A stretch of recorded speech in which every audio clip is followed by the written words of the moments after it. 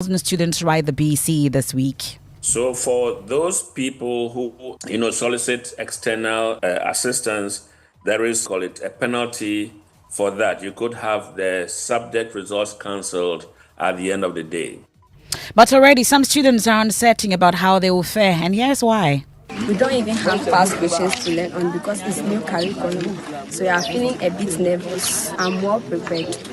If only what I learned would come. This is the first batch and you have no past questions.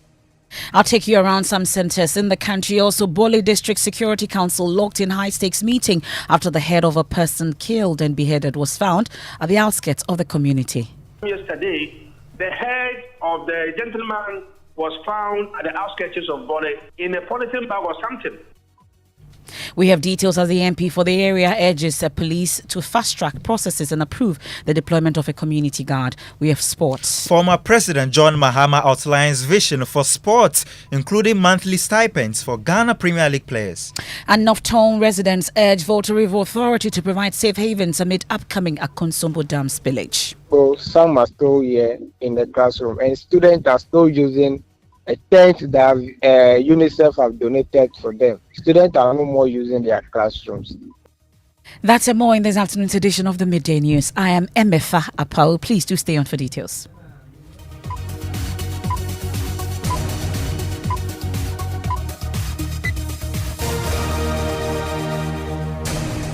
This is your home of independent, fearless and credible journalism. We start off from the stables of the Social Security and National Insurance Trust, SNIT. And this afternoon, they say the decision to sell off a 60% stake in 4 of its hotels remains inconclusive, as the trust insists the hotels have not been sold.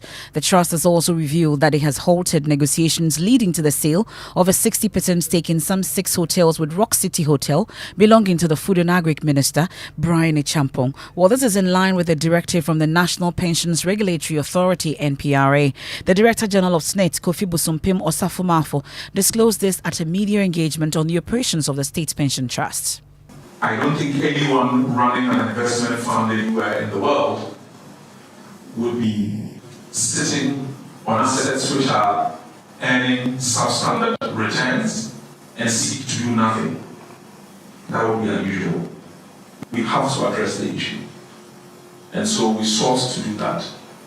And that is, if you look at these hotels, they are capital intensive businesses. Hotels always are. They require periodic heavy capital expenditure. They require continuous capital expenditure.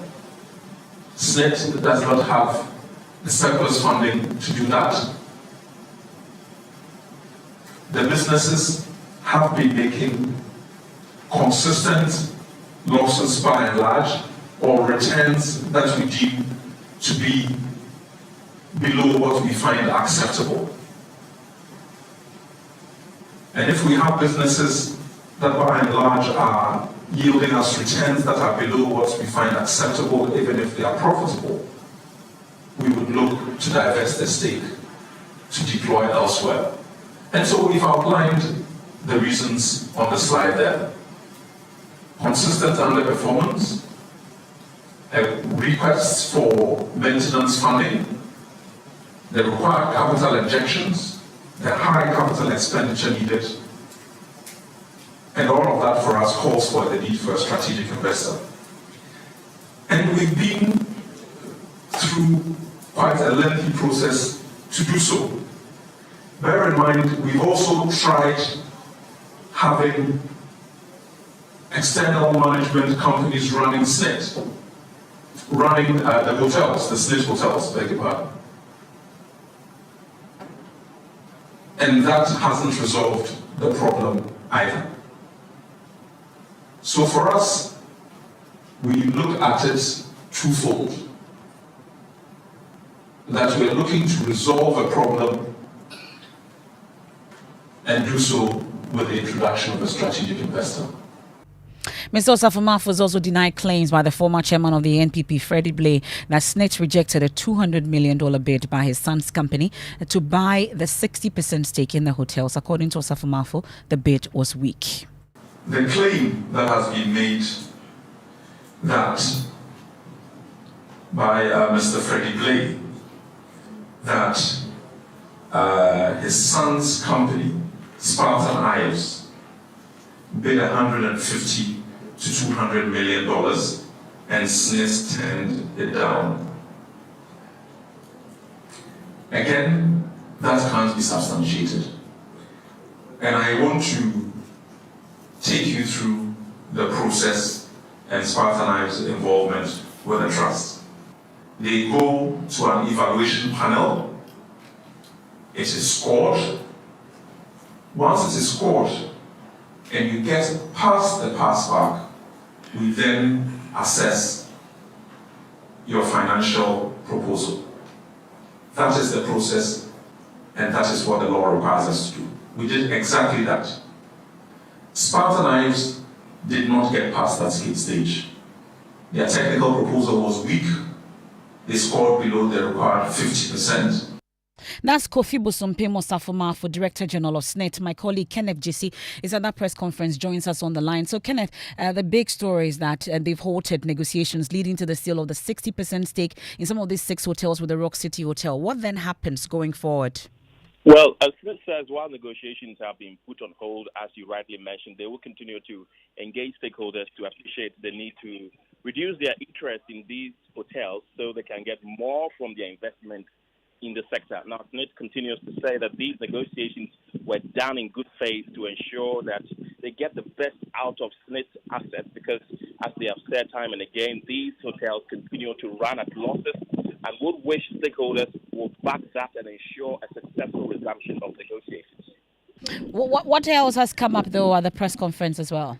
Well, SNIT also responded to ILO's report that the funds could be depleted by as early as 2029. SNIT is assuring its stakeholders that their funds will never be depleted, as suggested in the ILO report. They say that they have put in stringent measures to ensure that this doesn't happen, and some of them include the expansion of the coverage through what they call SEED, which the scheme says it thrives on intergenerational transfer of value. And they also say that self-employed persons have increased from 14,000 to 100,000 within a 1-year period.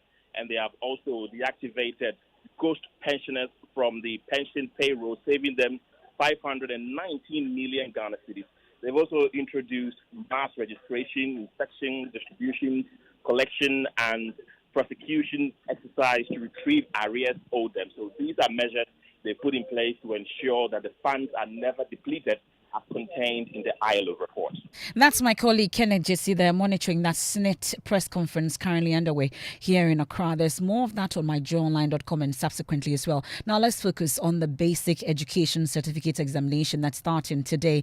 And the West Africa Examination Council says they will not hesitate to arrest and sanction teachers, invigilators and parents who may try to interfere with the ongoing BECE. Also, students who engage in malpractices will be dealt with according to the rules governing the examination. Well, over 560,000 students are taking part in the BECE across the country, and Head of Public Affairs at WAEC, John Kapi, tells Joy News everything has been done to ensure the sanctity of the exams. So for those people who, solicit external assistance, there is a penalty for that. You could have the subject results cancelled at the end of the day.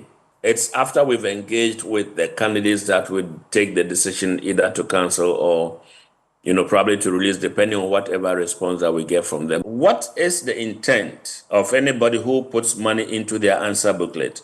Obviously, to find any other means apart from an honest way of getting their grades.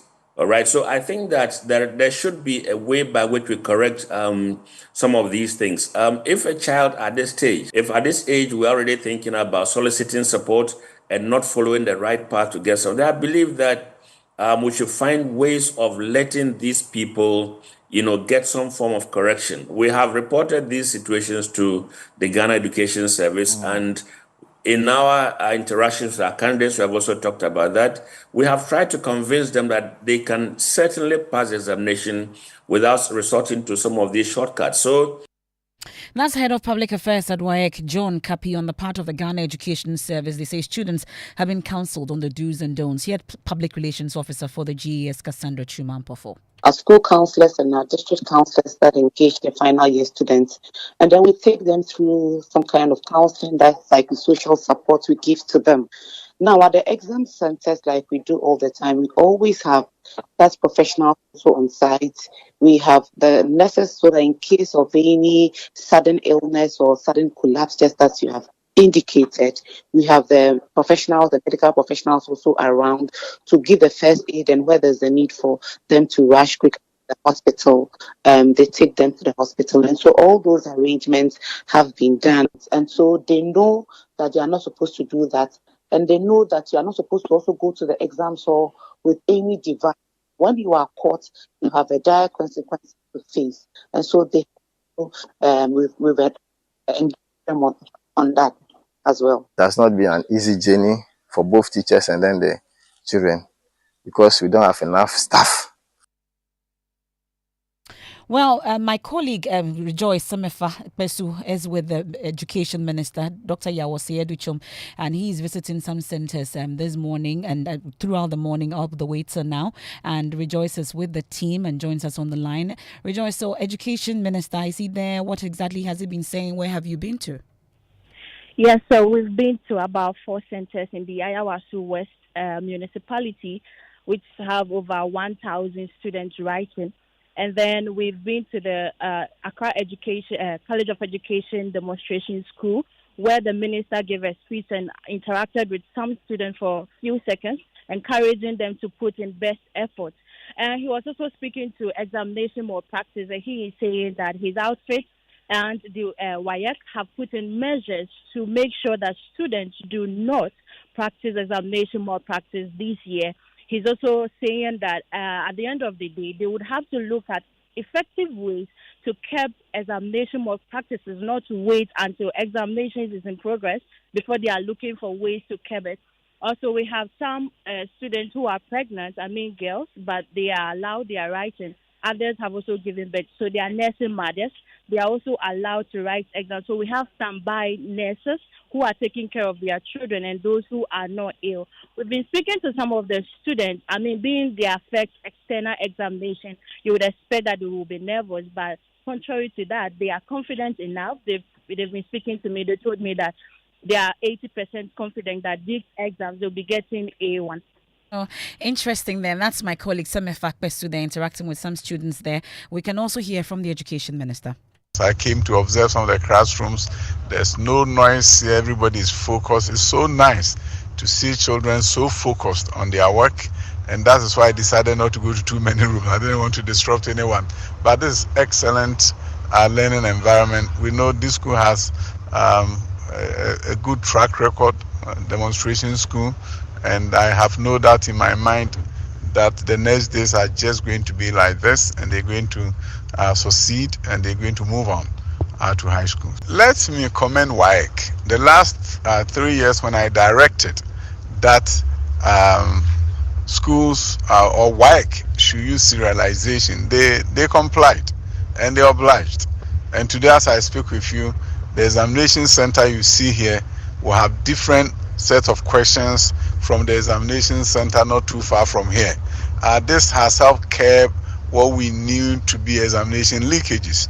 Because if you want to say that you have the questions and you have gotten them leaked to you, you don't know which examination center has that question. So that's the Education Minister, Dr. Yawose Educhum. Now, let me take you to some other parts of the country. And teachers and students in the OT region's Guan district say the lack of resources, including textbooks and inadequate teachers, has made it difficult for them to prepare the students for the exams. My colleague Prince Kwame Kudoga spoke to 2 headmasters. He visited the St. Mary's Seminary Senior High School, which serves an exam center for over 15 communities in the district. In real sense, the center should be given to every school or a particular town. In our town like this, we have 2 schools, 2 GHS, EP, Basic, then DA. But now we don't have center there, and we have to be conveyed to this place. Imagine the up and down, the nature of the bar road, and the students in a way they are stressed before even coming here. Well, the students, however, remain confident in their ability to perform in the exams. But though that our village there is not like, but we are well prepared because we know what we are looking for. So as at times, though that place is a village, but we have been wake up early in the morning, we come to studies every evening after school. I'm a bit nervous because this is new curriculum. The government has changed the system of schooling, and we don't even know the subjects that are coming. Like, we don't even have past questions to learn on because it's new curriculum. So we are feeling a bit nervous. How prepared are you? I'm well prepared. If only Hot Island will come, because we don't know what will come. This is the first batch and we have no past questions to move. Some students there in the OT region are in the Upper West region. A little over 1,000 candidates are writing this year's Basic Education Certificate examination in the Wa West District. Member of Parliament for the area, Peter Lanchini Tobu, who earlier donated some foodstuff for the upkeep of the candidates, have been encouraging them. You started class 1 with some people. They are not here with you. Some of them fell out on the way. So if you are able to get to JHS 3, I know that you will go to senior high. Yes. I can see a lot of you in senior high with very good grades. I'm here this morning to encourage you. Listen, please listen to your teachers, listen to the instructions, and show that level of discipline that you've gotten from your various schools and you are here. The future of your life begins from today. The results will determine how far you go in life. That's the Member of Parliament for Wa West, the Peter Lanchini Tobu, there, encouraging the candidates who are partaking in this year's Basic Education Certificate examination. We can only wish them the best. And we'll stay a while longer up north. And this afternoon, the Bole Bamboy District Security Council is locked in a high-stakes meeting after a wave of mysterious killings in the Bole Township. Well, this weekend, the body of a man was found with the head and genitals chopped off. It adds up to about a dozen of serial killings in the constituency over the last few months. MP for the area, Yusuf Suleimana, tells Joy News the severed head of a person killed has now been found at the outskirts of the Bole community, but is demanding proactive policing to end the killings immediately. Yesterday, the head of the gentleman was found at the outskirts of Bole in a polythene bag or something. It tells you that the person was trying to run away with it, but I think for some reason decided to leave it there. And we are still monitoring to see how we can go around this situation. But we are engaging the community, the assemblymen are engaging them, and that is why they were able to come out with a list of people who are ready to be part of the community watchdog program. And as the police prepares to send reinforcement to the community, a number of men have volunteered to serve as guards to complement the efforts of the security agencies. But these community guards are yet to be deployed because the police is still conducting background checks. Yusuf Suleimana is urging the police to expedite the process. We at the local level propose the concept of what we call community guards, so that we can get some of our men to help patrol in the night. And so at a meeting, a decision was taken that assemblymen should submit names of trusted, committed community members who are willing to offer that kind of service. I cross-checked with the police service in Bole, and they had received the names. And so what they told me was that they were going to do background checks on these individuals before they are allowed to serve as guards, community watch guard. I called the police, and they are telling me that they are almost done with it, and that very soon they will start work. Unfortunately, even before they could start work, this has also happened. Clearly, it tells you that even though we have a number of policemen in Bole Bamboy as we speak, specifically in Bole Township, the situation is still not resolved. You see Suleimana there taking us on a quick break here on the Midday News, live on Joy 99.7 FM here in Accra, in Kumasi on Love 99.5 FM, also live on myjoyonline.com, proudly supported by Petrol Sol, your clean, full and full quantity, also by Duraplus Ghana Limited, producers of quality PVC and HDP pipes and water tank. Where Duraplus goes, water flows. And we've been hearing from SNIT asserting that 4 hotels earmarked for disposal remain unsold for now, but insists the hotels are not making profit and must definitely go, as they announced the halting of the deal between Rock City Hotel and SNIT. We'll return from the break with sports, and some political analysts are hailing NDC flag bearer John Mahama's engagement with the media, describing his approach as innovative. The commendation is spot on. In election, you have to come out with a lot of innovative skills, innovative ideas that will enable you to get the votes you want. We have details as economic restoration and intensified fight against illegal mining and a vow to crack down on corruption prominently feature. The will to fight corruption was there. We even retrieved monies, and it's been exercised because it's a demand by the people of Ghana. And so it is a promise.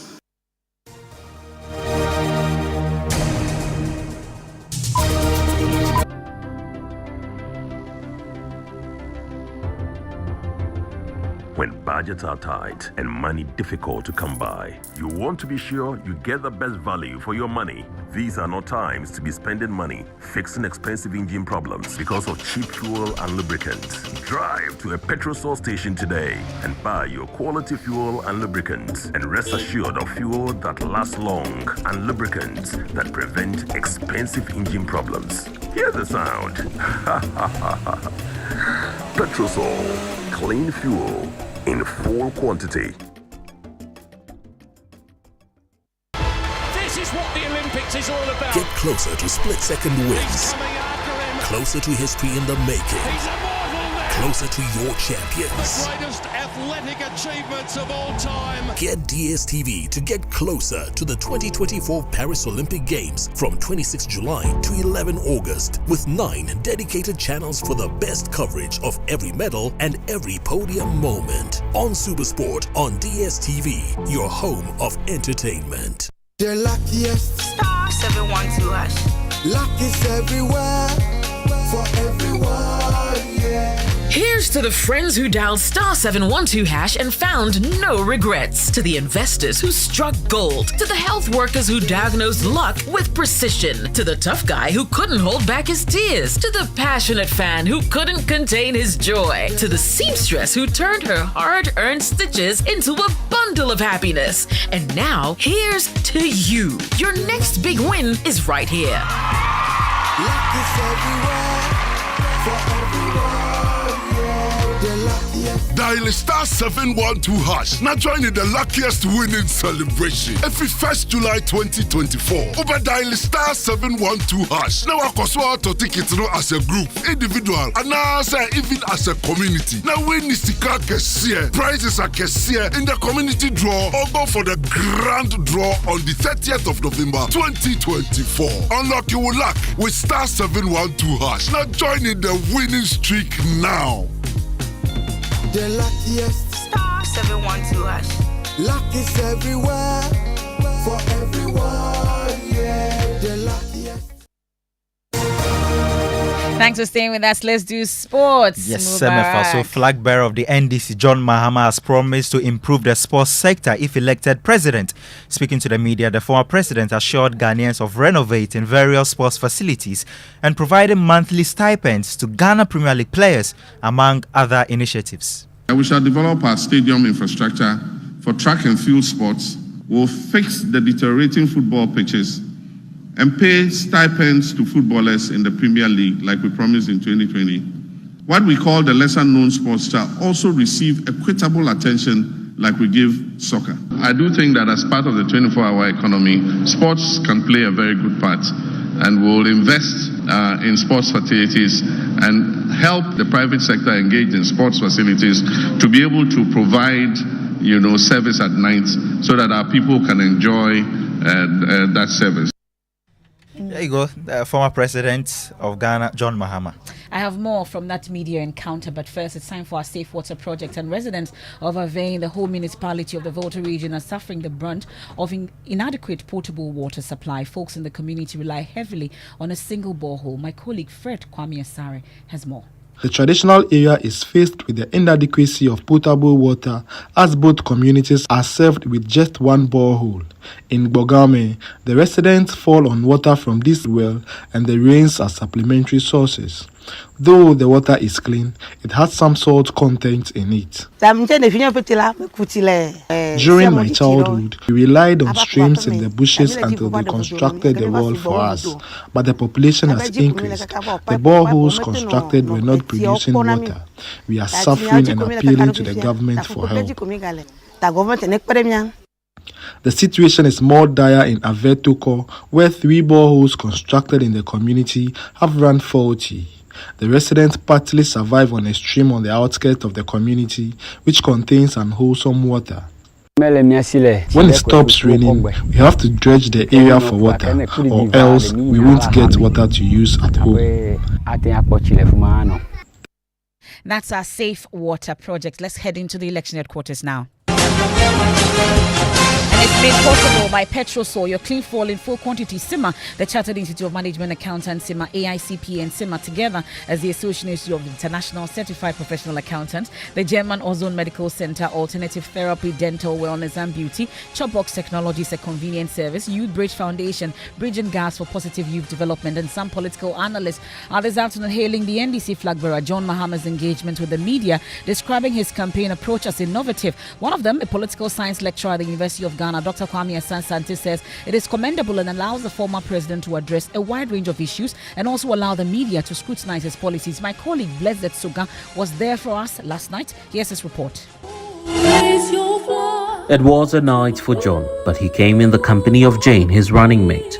And with less than 200 days to the presidential election, the NDC flag bearer has kick-started what he calls the Mahama Conversations. In addition to my digital conversations, I intend to have a number of such media engagements, not only in Accra, but in other parts of the country. And this is why I'm happy today to be with you again. Just when the questions kept raining on from the media, John Dramani Mahama attempted a response to them all, touching on economic restoration, to an intensified fight against illegal mining, and also vowing to crack down on corruption. And so their will to fight corruption was there. We even retrieved monies from some of those involved in JIDA. We retrieved as much as 50 million Ghana cedis at the time. And so the track record is there. And I can assure you, if you believe that I was imbued with the Father for All syndrome, it has been exercised.